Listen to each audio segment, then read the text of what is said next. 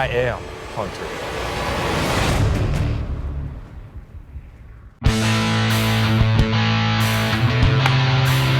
Good girl, touch it up, touch it up. This is your bird, sir.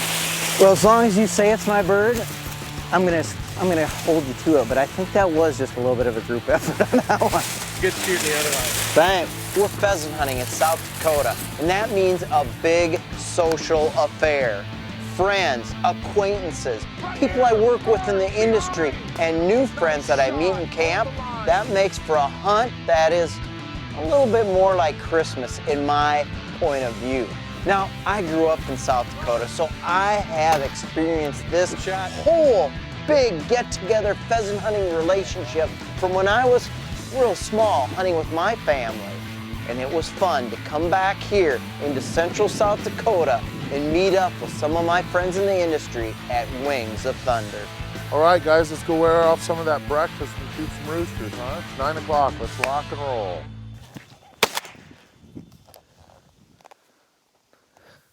That was probably too quick. Just that feeling that you get from that person that does harvest or shoot their first bird, how it just makes them feel good. Nobody caught that long shot here at Wings of Thunder because we haven't even started walking yet, but it's down right there.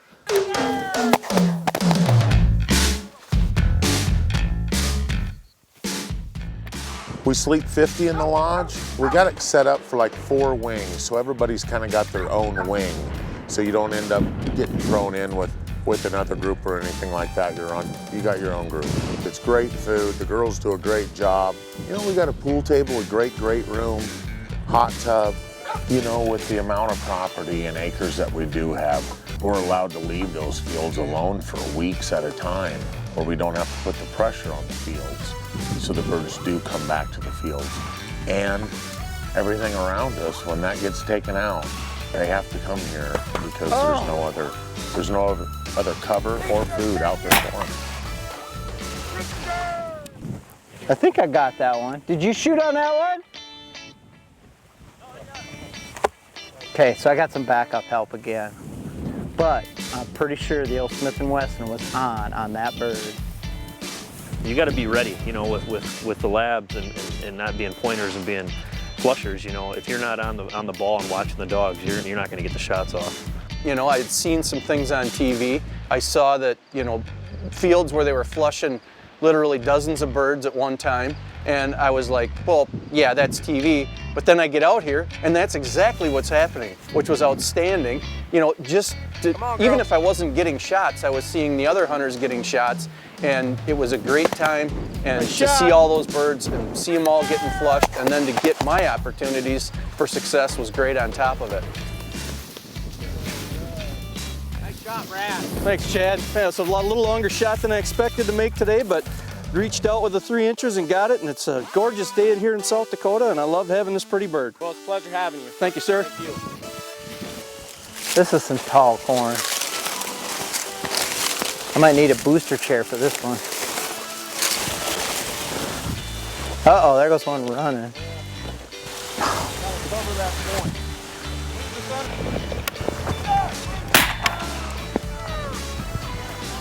That's the way you do that stuff. Of course, now I'll miss the next 3 in a row. But we're not in Kansas anymore. We're in South Dakota, and the wind has come up incredibly. And yeah, it does that in these prairie states like this. We went from a beautiful morning, 10-mile-an-hour winds. We're probably seeing gusts right now up to 40 miles an hour. I got grit in my teeth, but I still have a little bit of gumption to go pheasant hunting. North American Hunter is brought to you by Moose Utility Division, your leader in ATV, UTV accessories. Nikon, trust, earn. Nikon. Powered by Ram Trucks, Guts, Glory, Ram. And Thompson Center Arms, America's master gunmaker.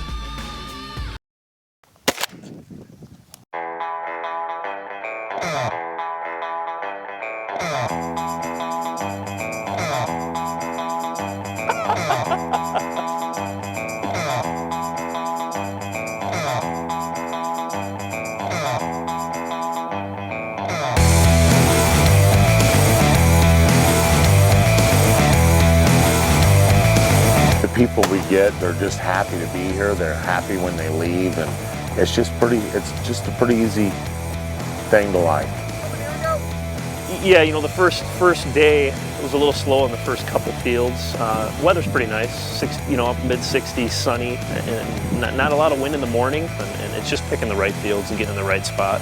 And then when we hit those fields in the afternoon and we were busting all those birds out of there, that's what I was used to when I came out here, and I knew it'd get better. So there was birds that would get up right in front of you out of the sorghum. There was birds that would get up out of the corn, and all of a sudden they were on top of you from another angle.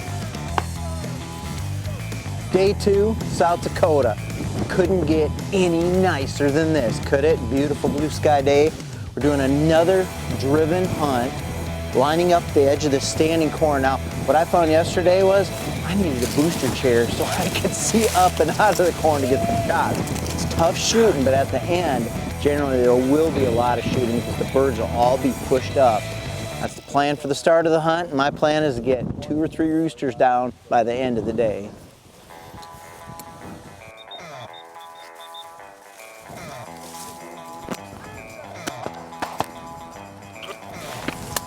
You know, these guys, they're so proud of their Labradors and they do a good job. I'm just finding out if you make a good shot, you really don't need the Labrador. I enjoyed the heck out of that. It was great. Great. It was a tough shot, but you know what? Sometimes you get lucky. But talk about jungle style hunting, guys. What do you think of that? that was good. That was good. Gosh. Fantastic. I ran out of shells. You did? I did, actually. That's a good problem Yeah, to have. I ran out of shells. You know, I thought I was going to be vertically challenged in there shooting because that corn was, once I even got in there, it was taller than I thought. Yeah. But when they would come down those rows nicely, I'd be able to get the shot. And this wind, they are screaming. I think it's just going to pick up more and more. So by midday, these birds might be like an F-18. Yeah, well, lead them. All right, let's move on to the next field. Let's do it. You know, a lot of folks, if you haven't really studied hunting around the world, they would think that this driven pheasant hunt, it originated in South Dakota.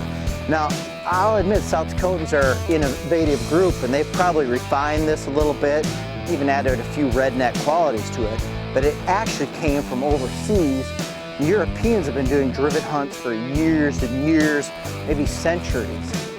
So, as much as this is a South Dakota tradition, and I do love it, well, it's actually an old world hunting style.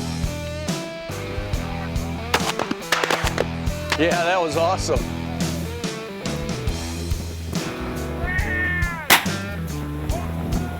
I loved it. That was awesome. Right on top of me, right away. Oh, Wings of Thunder right here.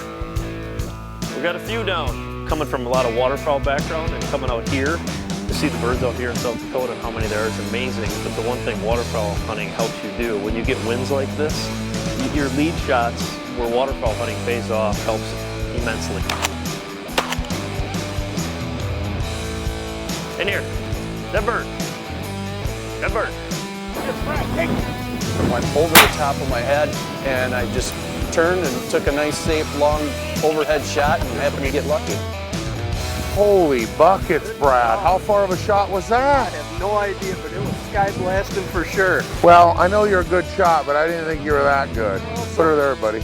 You know the old blind squirrel in the acorn? I know it. On occasion. Dick, good job, Dick. Good retrieve. Nice shot. Let's get some more. Hey guys, I might need a little help here. Nice shooting. I'm kind of loaded down. Nice field. Good shooting, guys. You know, Brad, the camera adds 10 pounds. It looks like you might have added a little more than that. I tell you what, I feel like a skid loader here. We get them all. You know, the father-son deal, to the corporations, to the guys that do want to whack and stack and put the birds down, to the guys that just want to go out and shoot their three and just have a great hunt. It's such a great experience that whether you bag a bird or not on that given walk, hey, you're still gonna have a big smile and a story to share at the end of your hunt. Nice shot.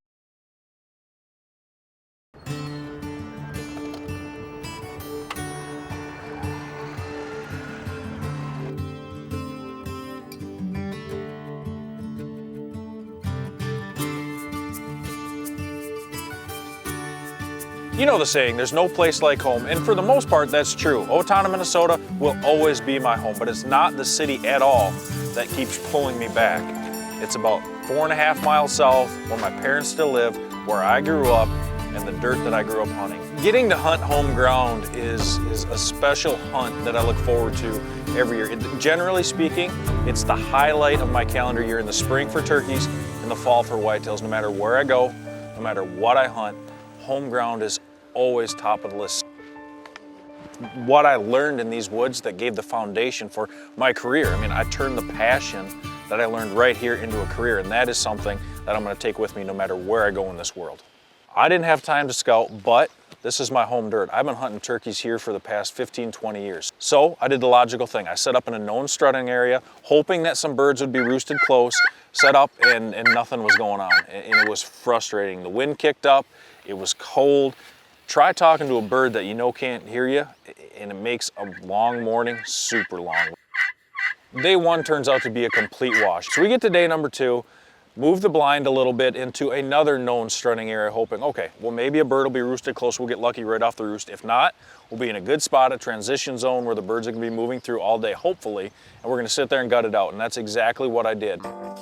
So there's a bit of a local legend here at these farms, and I had never seen it up until morning number 2, but there is a smoky phase hen. And I had been hearing about this hen for 4 or 5 years and had never seen her. I was kind of beginning to wonder if it actually existed. So we're sitting there on morning number 2, and I see something across the hillside, and it just didn't look right. It did not look right at all. Put the binos on it, and sure enough, here she comes. Smoky phase hen, walking through, cutting the distance, and forget what I'm doing. It just completely lost in the moment and got to take part in watching what this little local legend was doing. So the hen wanders off doing her thing, I'm sure going to sit on a nest somewhere, and these 3 jakes walk out about 150 yards away. Something spooks them and they start coming back my direction. As those jakes walked up to the decoy, I had no idea what was about to transpire. I mean, everybody knows that you get a couple jakes together and they are true bullies. One of them sees me, it starts putting, and almost simultaneously, from behind me, I hear this gobble, and I'm thinking, well, I cannot have turkeys putting in front of me. So I stick my head out the window, flag them off, and I sit there and wait for a tom to come in.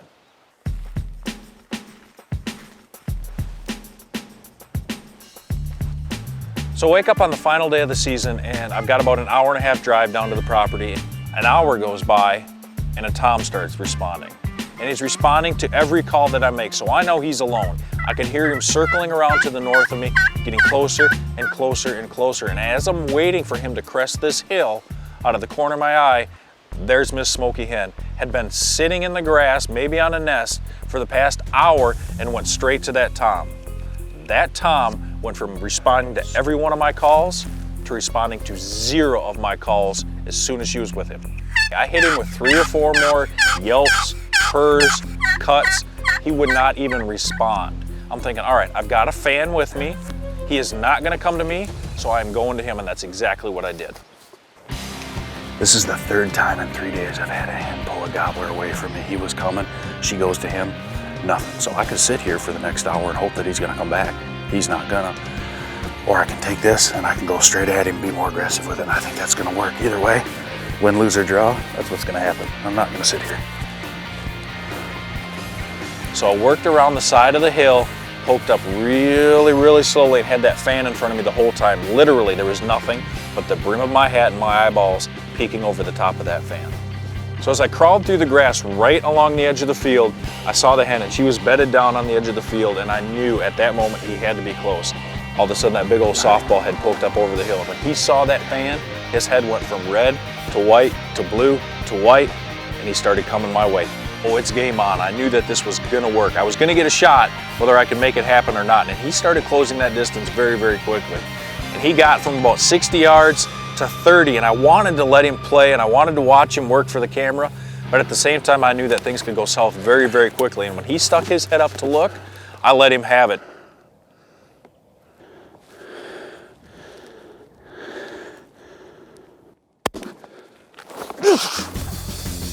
And it was just a great feeling to bring it home and to do it in such a manner.